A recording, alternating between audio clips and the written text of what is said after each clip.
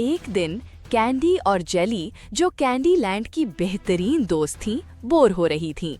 Jelly ने कहा, चलो कोई नया एडवेंचर करते हैं। कैंडी ने फौरन हामी भर ली।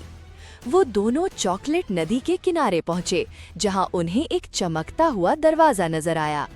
जैसे ही वो दरवाजे से गुजरे, वो एक जादुई बाग में पहुंच गईं, जहां हर पौधा टॉफी का, हर फूल जेली का और बादल रुई की कैंडी जैसे थे।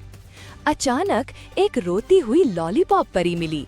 उसने बताया कि उसका रंग चोरी हो गया है और सारी दुनिया का रंग मध्यम हो रहा है। कैंडी और जेली ने हिम्मत की और रंग चुराने वाले तुर्श लेमू देव का पीछा किया। उन्होंने अपनी दोस्ती, हंसी और नरमी से देव का दिल बदल दिया। देव ने रंग वापस किए, परी खुश हो गई और सब कुछ पहले से ज्यादा खूबसूरत हो गया।